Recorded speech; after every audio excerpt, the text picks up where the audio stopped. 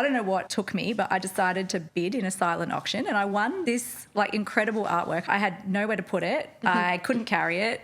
I definitely couldn't afford it. But I just decided I needed it. And I think from then on, something just in me was like, oh, I'm an art person.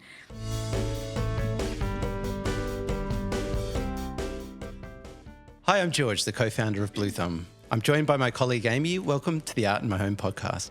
We uncover the surprising stories from the art collections of unexpected guests. Today's guest is Kate Dinon. She's an avid art collector and design enthusiast and the VP of Brand and Communications at Culturam. Kate's also the co-founder of renowned PR firm Character and Distinction, where she pioneered art-inspired redesigns. Kate, welcome to the podcast. Thank you, George. Welcome, Kate. You're obviously an art collector. How have you approached putting art into your home?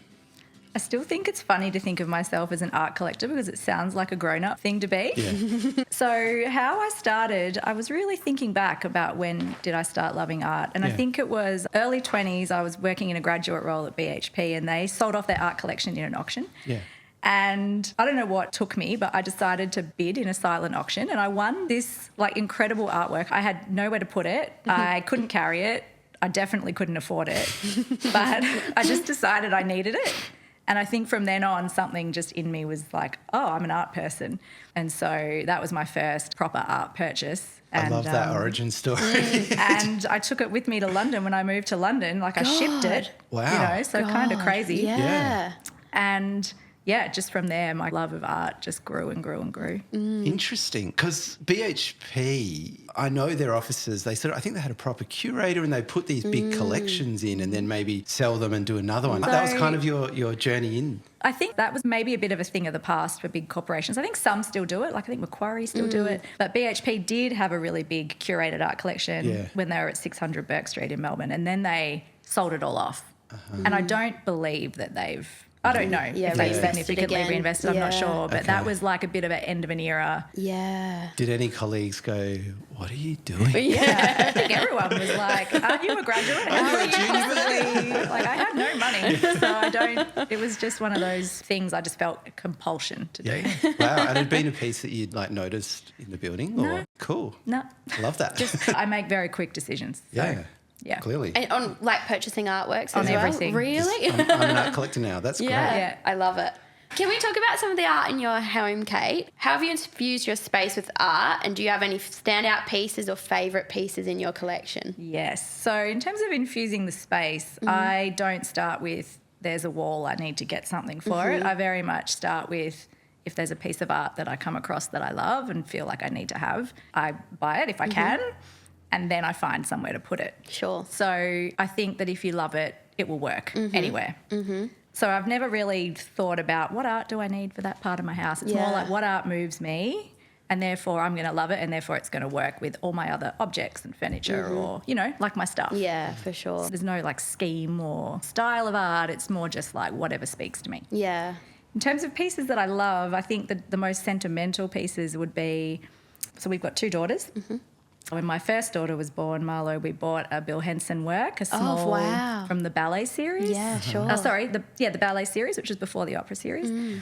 Something that we hang on the wall, but when she turns 18, it will be hers. Oh, that's lovely. And for Grace, our second daughter, we bought a Kathryn Barton Stop. work. I love her. I've told them, like, these are yours, but they don't seem to. They won't know. They don't know. But they don't get it. Oh, gosh. Yeah. And so they're probably the two most special works that we have. Fantastic. Because of that. And also because they're like just amazing Australian artists. Yeah. And I know Bill Henson, but I don't know that series. Is it of an adult ballerina or what? Yeah, what is it actually depicting? It's of like quite small photograph of ballerinas practicing. Oh, cool. Yeah. Nice. That's lovely. Yeah, so it's a solo ballerina practicing. Yeah, it's beautiful. And the Kathryn Barton? Yeah, please tell us about that. She's my favourite. I am the biggest fan. So the Dell is one of her women, like quite a large work with one of her amazing painted frames. Beautiful. And she's like just a really strong woman, which I obviously love. Yeah. Love it. Yeah, it's a great work. Oh, gosh, I'm so jealous of your daughter.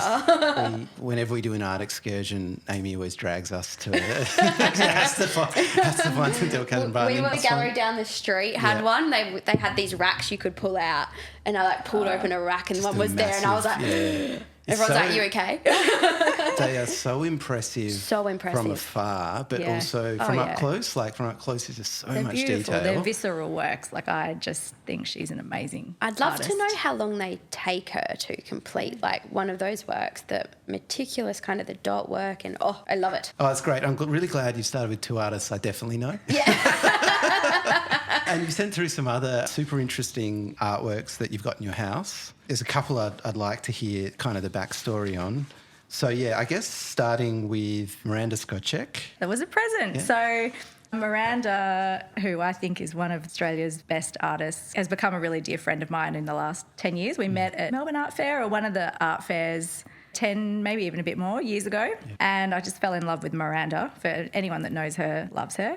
And her work is just exquisite. So I have a few pieces of hers, but she gifted me one for my 40th birthday a couple of years ago. That's special. And I don't know if that's actually what it is, but I think of it as a sun, and I love sun, summer. And it's, beautiful mid-sized work with like a green background, a yellow sun in her beautiful frame. And very, very dear to me. And then the other artist that I love the work is Rico Rennie, and Rico is an incredible contemporary artist. He has a retrospective or a retrospective on at the NGV Australia at the moment.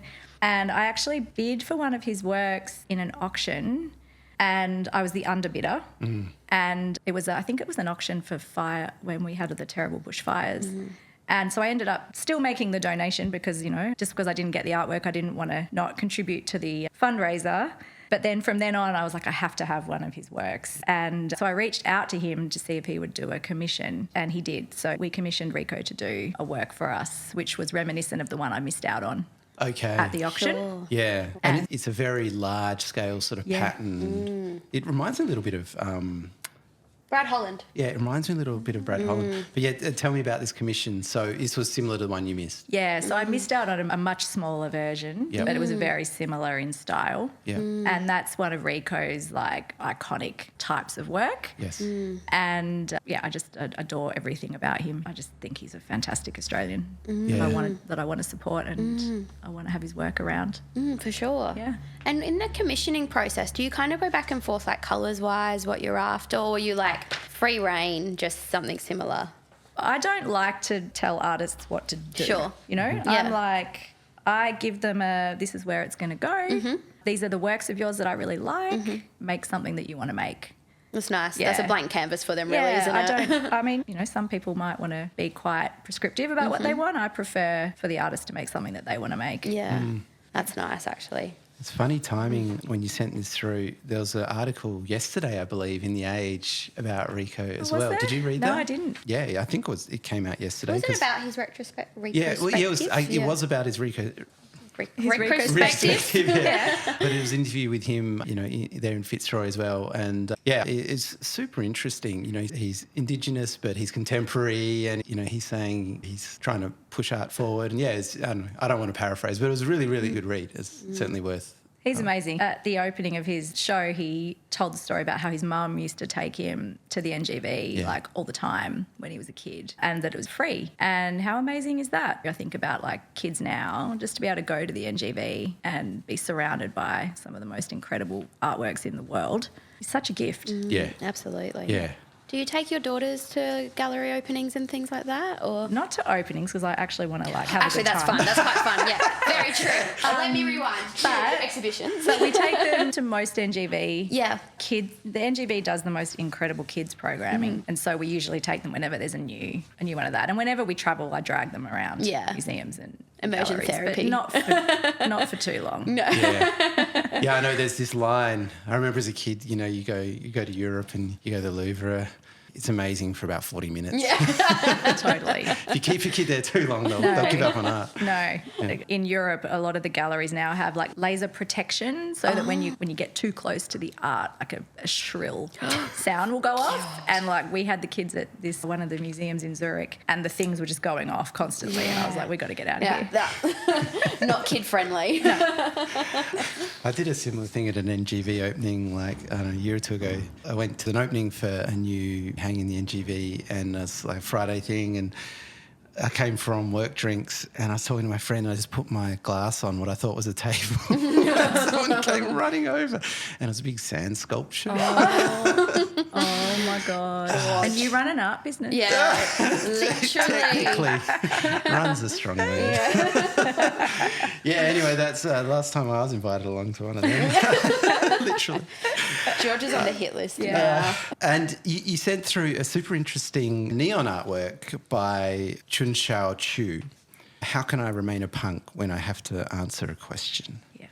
Tell us about that. Was that in your office or was that at your home? Yes. So that's one of those middle of the night, open a catalogue from a gallery, have a scan, and just, I didn't know the artist, didn't need a neon artwork, obviously, and just was like, I have to have that. Yeah. And so Sarah, my business partner at Character, is used to these types of emails from me at all hours. Okay. And I sent it to her and I was like, this needs to be our next work. This needs to be in the office. We need to put this through the brand. And she was like, yeah, go for it. Yeah. Fantastic. And so the business bought it. And it's upstairs at the Character and Distinction office, although we're not using that office at the moment. It's there in all its glory and it's amazing. I just love the motto of it. I feel like it's such an attitude, like, how can I? And it was the height of the whole NFT crypto boom as well, and I just liked the commentary on that as well. I thought it was really fun, and it is really fun. It's an amazing work. Yeah, I read a little bit about her. She's a poet too, right? Yeah. So the neon text makes sense. Yes. Oh, fantastic. When you were at Character and Distinction, you made it a tradition to redesign the office with new art every year. How did this initiative come about and what impact did it have on the workspace and your team? Yeah, I'm someone who's constantly moving. Momentum's really important to me, newness. Working with great creative minds, any opportunity that I get to change things up, I generally take. And so I think we had to do a new website maybe for some reason, and I just had the idea to get my friend Miranda to design the art. Like, why don't we get an artist to design the website? And then I thought, well, hang on, why don't I? It sort of combined two ideas that I had. One was that, and the other one was I always really wanted to set up an art scholarship. But the paperwork and the admin and the governance, I just thought it becomes a bit of a chore. Yeah.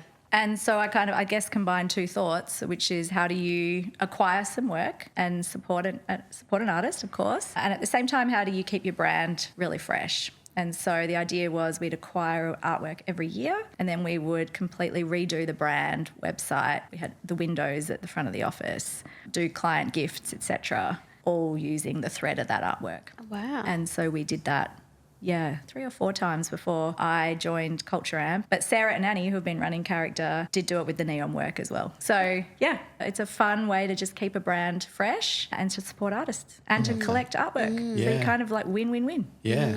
Oh, it's fantastic. Well, as a kind of office that has its own gallery attached, it's so nice to be surrounded by it.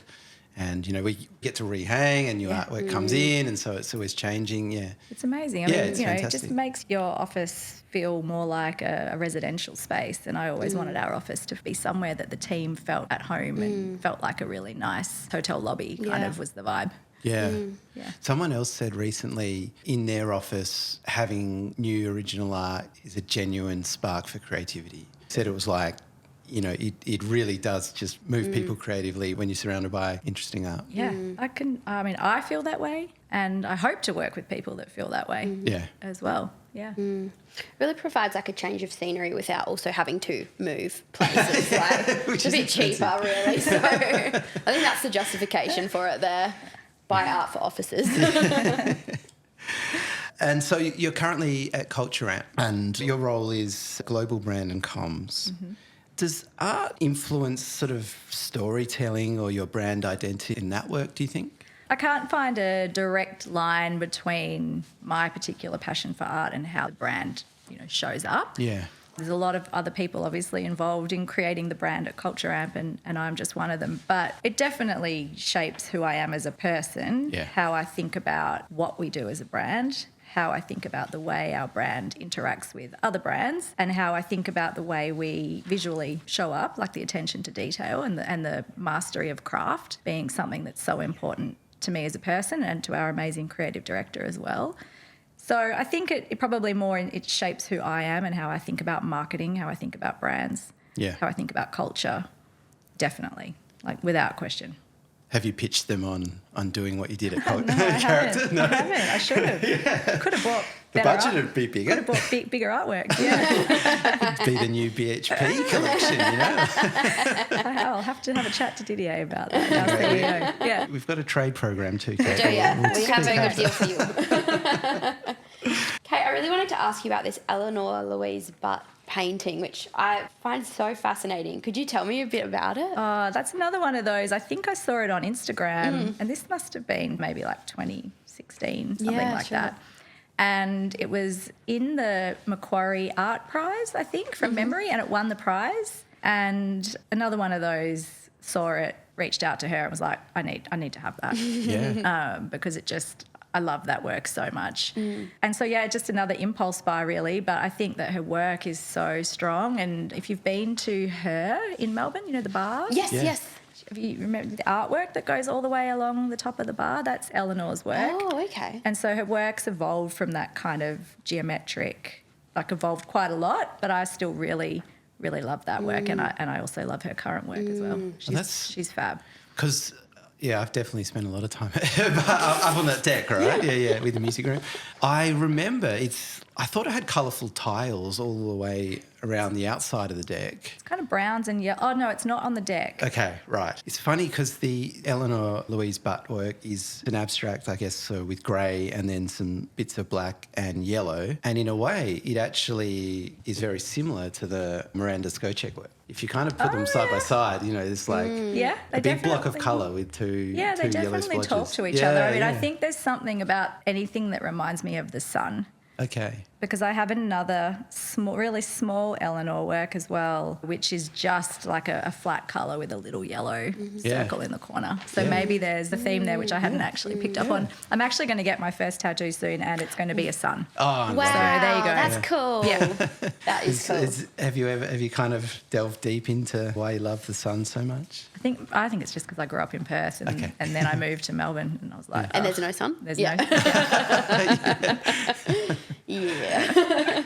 Kate, I wanted to ask, when you're looking for artworks to purchase, are you looking primarily on Instagram, or you're signed up to lots of like gallery like newsletters for like openings and things like that? Probably a bit of a mix. I go to Melbourne Art Fair and Sydney Yep. Contemporary every year Yep. because I just love seeing what the galleries do at those fairs. Lots of catalogues, so lots of gallery mailing lists and Instagram, yeah. So it's a real mix, but I'm never really looking. I definitely don't need any more art.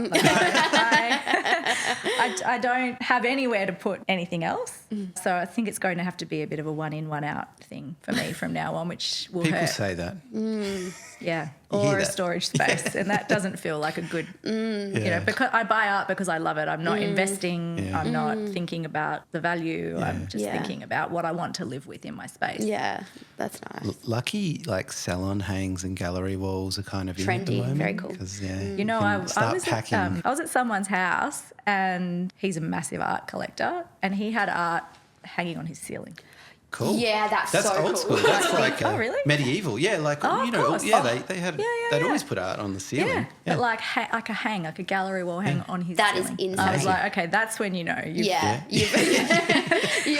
may have a problem. Yeah. How do you, I do wonder how you install it, I guess. Yeah. Hooks. True. Like I didn't D-rings ask. on each corner I just and hooks. was like, wow, this is a lot. And do you like lie on the floor sometimes? Just Yeah, like, totally. I guess you do.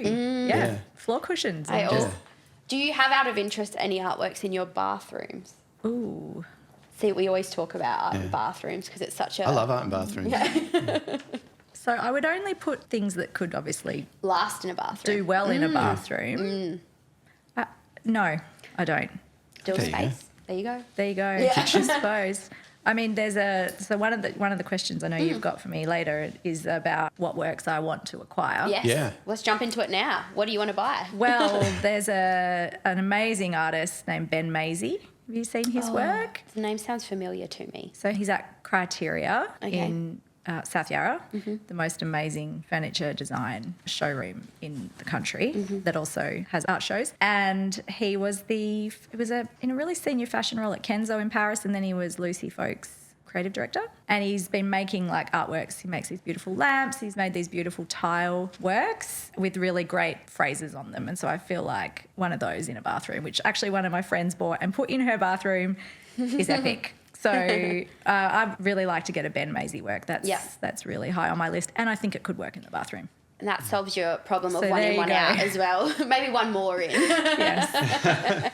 I wonder, if he was creative director at Lucy Folk, because I've got a pair of Lucy Folk Sunnies in my car, does that extend to the design of the fashion and clothes? Sure, and it's all the same. Accessories? Do you It's think? all the same to me. Like great. creativity to Well, me is like you've got a piece. Yeah, There you I go. do. I already have one in my Just car. there. Yeah. Lauren's, careful but with it. yeah. Counts. They're amazing. I love them. Yeah. And you can't get them anymore. Oh, so there you go. Yeah, collectible. Collect Stop a wearing piece. them. They're too small for my head. You sent through another artwork, actually, just to jump around a bit here. The Yeah. Nick Gilligan Yeah. artwork. I didn't know her. I looked her up. I love her. Yeah. Amazing art. She's really cool. Yeah. But you commissioned this? Yes, that was the first work we ever commissioned. So this was probably 2013, so it's going back a while now. Yeah. Pre-kids. We had just bought our first house in Brunswick, and we had a Victorian terrace, double-storey terrace, so like really high ceilings. Cool. And all the works that I had bought until that point had been for apartments. So I lived in London and lived in Zurich, and so my works were all like quite small. Sure. And so we had these massive walls and just nothing to put on them. And so we commissioned Minna. So Minna was at Dane Singer Gallery, and I think she still is. And so commissioned her to do a work for us. And I think it was a similar process. I think it was really liked, these works of yours, this is the dimensions. Could you please make us something that you want to make? Yeah, she was really great to work with. And just for people listening, sort of big, colourful, abstract, but it sort of seems to have Sort of leaf-like leaves, patterns. Sort of Yeah. it's a collage, I Collage, would say. is it? So it's Okay, on yeah. like some 70s fabric from Oh, okay. memory. Wow. Yeah. And then she's kind of collaged pieces over the top, painted it, and stretched it. Yeah. And like looking at her more recent works online, she's sort of still super colourful, but like has a bunch of different styles that, I've sort of already followed and added to bookmarks. No, very good, very good. It's the first step towards getting one. Yes, that's how it starts. Kate, for someone who's looking to start their art collection, what advice would you kind of give them to like make the first leap, I guess, into collecting art?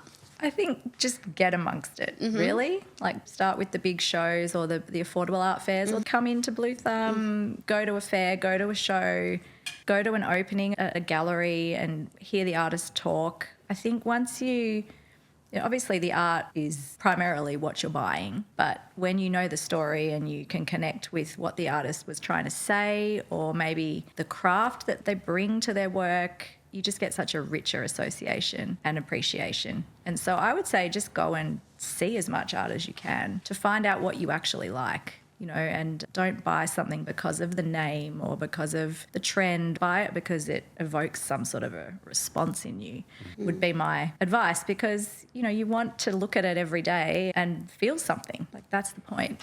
Absolutely. Yeah. Also, art openings often have free booze. Yeah, exactly. I definitely went for the free booze back in my 20s. Yeah, exactly. That's how they get you in. I think that's why I ended up buying that piece at the BHP auction. I think it might have been the free booze. When I first moved to Melbourne, I lived sort of in the inner north and Collingwood. I used to love Thursday nights. I'd walk home from the city. And, just go through all the gallery. You just look for the lights and a bunch of people milling around. Amazing. And a few wines. Yeah. They make Look at so many art. sales. Yeah. So many sales. I couldn't afford, No, Not but to like, me. drunk sales. I'd love to know. Yeah. And so do you still get out and go to those openings and events and stuff? Definitely less than I used to. I still go to the big fairs for sure. Yeah. And then artists either that I know and have collected or that I just really admire, I'll try and go to any openings that they have at their galleries. But nowhere near as much as I used to. I'm tired now. I'm just tired. Say no more. I like the fairs are the best. Like we do the affordable art fair. I rave about it because I love working it. But even going as a buyer, you're like all at once. It makes it so much easier for you. And when we go to Melbourne Art Fair, that was such a fun night. That was great. Yeah. When Melbourne Art Fair's the best. Yeah. That was fun. They do such a good job. It's brilliant. It's a lot of fun, and we give out our own little best in show awards for the Yeah, team, yeah. That's cool. and most hated. Yeah, that would Most challenging. Most challenging, not hated, just challenging. Yeah. But yeah, that's. You'll be there next year? 2025? I absolutely We'll certainly will. be attending. Fabulous. Like we'll certainly, we won't be Good. exhibiting, but we'll certainly, No. we'll definitely go every year. Yeah. As a team, I'll we be went to there. Dark Mofo as well a little while ago, That was which cool. I love. He's sort of just immersed in the arts. It's definitely a different demographic to what we work and sell in. So it's nice to see something that we'll see works that are just entirely different to what we see on our day-to-day. So that's why I like Melbourne Art Fair. Affordable Art Fair is our thing, but going to those fairs, just fascinating love to see what both. else is there. Yeah. I love both. Yeah, I love seeing some of the artists that might not have gallery representation Yes. yet and finding those amazing gems is incredible. And then you're like, oh, I saw that one years ago and I didn't jump on Yes. quick enough. Yeah. Nothing worse. Have you ever been to any of the bigger overseas? Have you ever been to like Basel or the Venice Biennale I've or any been of to them? the Biennale, yes, when we had the Australia Pavilion with the swimming pool. Which was, I remember that. which was amazing. Yeah. And been to Frieze in London. It was when I lived in London, it was a lot easier. So, yeah, I haven't been to Art Basel. I'd love to go to the one in Miami. Same. That's Get a my tan, see some art. top of my list. Oh, for sure. It's about now, isn't it? Like December. December, yeah. So, yeah, maybe next year Yeah. to work on that. That can we go as Well, a work trip? we're in the USA now, so maybe we should. Oh, I think hey. we should. do Yeah, that. so we launched bluethumbart.com this year. So Congrats, yeah, that's team. growing. I don't know, Yeah. I didn't know that. Yeah. So at some point we hope to be at least at one of the affordable art fairs over in the USA. Amazing. Maybe next year. We won't be at Basel yet, but yet. we'll pencil in Don't write it off. 2026. Yeah. Oh, that's so cool. Yeah. No, it is. It's great. It's great. Art transforms spaces and tells stories, just like those shared here. Ready to find your own? Bluethumb Art has thousands of pieces from local artists, making it easy to find the perfect fit. Visit bluethumb.com.au to start discovering. You had a project called Commissioned Editions. Yes. Can you tell us what it is, why you started it, and tell us. Yes, you're getting a sense for like my need to create things. So when I was pregnant with our first daughter Marlo, the way you can only think before you've had a child is, well, I'm going to be so bored. Like I'm going to need a project. Yes. How wrong you are, but Honestly. yes. And so I thought, well, I could do an MBA maybe, or I could take that money and I could create a physical product. Like, because I've always worked in digital realm. I've been an advisor. I've never really made something myself. You know, what does it take to create something, manufacture something, sell something, customer service? I wanted to just get the full experience of running a business. And so I decided to start a business called Commissioned Editions, where I would commission an emerging furniture designer to make a limited number of editions of a product that I would then sell. And so started out thinking I would make a baby basket because they were everything back then when I first had our first daughter was so ugly for kids. And I can't deal with this ugly furniture.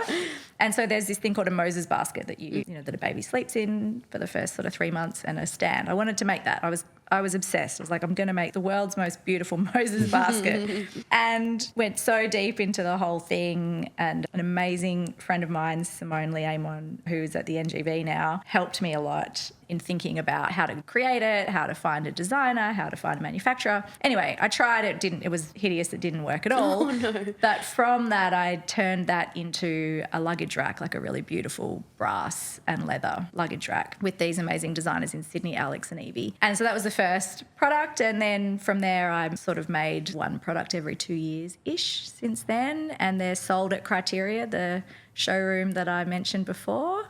And yeah, it's my creative outlet and a way to actually make something and also support designers as well. So it hasn't had a lot of love in the last couple of years because I've been incredibly busy, but I plan to get back to it in 2025. Yeah. Fantastic. And what else have you made apart from the luggage rack? What other I've made bits? the most beautiful walnut library stairs. So like a small kind of staircase that you can use as a bedside table, a stool, or obviously a library staircase. That was what it was made to be, by an amazing designer, Liam McGovern, in collaboration with Robin Holt, who used to be the editor of Vogue Living back in the day. So I got the two of them together to create this product. And then I've done a freestanding bookshelf. You can't get how like gorgeous it is from the description, but essentially it like leans on the wall and you have your coffee table books facing that way. So like 3 rows or 4 rows of coffee table books.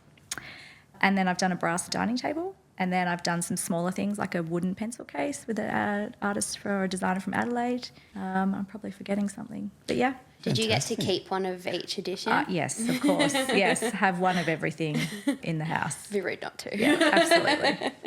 Oh, that's so cool.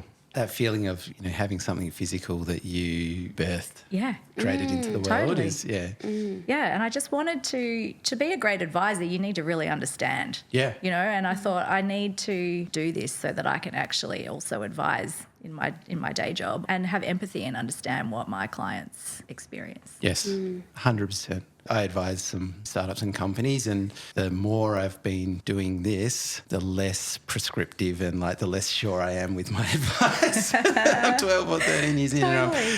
and yeah, Totally. I never tell them what will work, because you learn very quickly. It's always different at the coalface. Yes, talk is cheap. Yeah, that's awesome that you've kind of gone and actually done that. You could have your own sort of store, gallery space, whatever. Sounds like you've got enough maybe bits in one there. day. Yeah. I do have a bit of a dream to take it to Milan one year and show there. So you never know. Yeah. Now that I've said it, I have to do it, I suppose. Yeah. Put it out in the world now. Amazing. And so is there any one particular collab with any of these artist designers that really stands out as an incredible experience? I think Liam, I think the Library Stairs, because it was Robin, who's this woman that I just admire so much, so accomplished. Pairing her with someone that she didn't know before, Liam, who is just the most unbelievable furniture maker, who's now living in Japan running he bought a ski lodge and completely renovated it. And so he's living there now. But putting them together and then just seeing Liam at work, the guy is an absolute master craftsman. So I gave him the brief, pretty loose brief, and he created 3 prototypes, completely different. I should have brought them. And he created mini versions of what the product could be, made out of the real wood and everything. So 3 different library stairs concepts. And then from there we kind of refined. So I've got these miniature versions of it. So it's so cool. So just the process of working with him, just someone who's just so at the top of their game. Yeah. And then the alchemy of him also collaborating with Robin. And then we did this amazing launch party at Criteria, and we had Hardy Grant come and bring books. So we had a big bookcase sort of set up with the library stairs in front of it, and it's just a really nice night. So it's a nice memory. Yeah. Fantastic. I love that. During your time at Character and Distinction, you worked with household name brands like Adore Beauty, Mercedes-Benz and Culture Amp as well, even though you're there now. What is the secret to meaningful storytelling for businesses? So I think there's a few things that are really important for meaningful storytelling. One is to actually have a unique point of view that is authentic to your brand, like something that only you can own. So what's the thing that you know that no one else knows, or what's the thing that's so true about your brand, whether that comes from your heritage, whether that comes from your product, whether that comes from something in the way your customer responds to you or the need that you meet in the market. So firstly, it's just what is your unique take and why should people actually care about what you stand for in the world? And if you can be really crisp and clear on that, I think that's the most important thing, is fundamentally a brand truth. So being clear on that and then just finding really interesting ways to bring that to life. I think there's nothing I hate more than a playbook. What works for one brand isn't necessarily going to work for your brand. The customers are dynamic, things change. How can you think about creating a new way of showing up for your customer in a way that surprises them or excites them or connects with them emotionally? And so finding these ways, and I'm a big fan of partnerships and collaborations, obviously, and I think that's a really interesting way to connect with your customers or potential customers. For sure. And this is slightly off topic again. You founded PR firm Character and Distinction, which is kind of a renowned PR firm here. And now you are internally working at Culture Amp.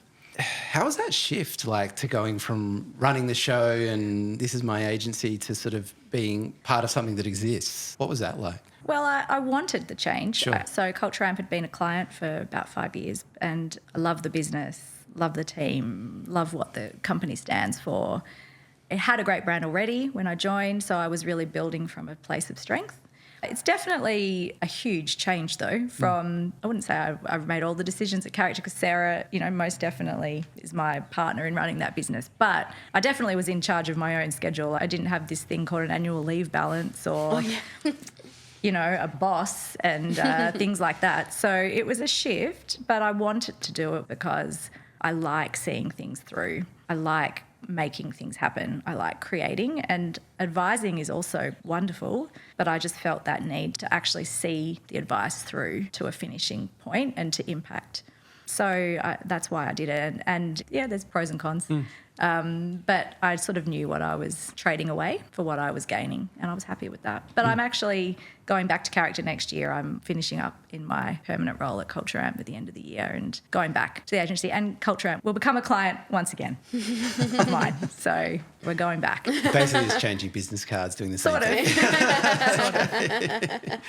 It was the annual leave, wasn't it? It wasn't not the annual leave.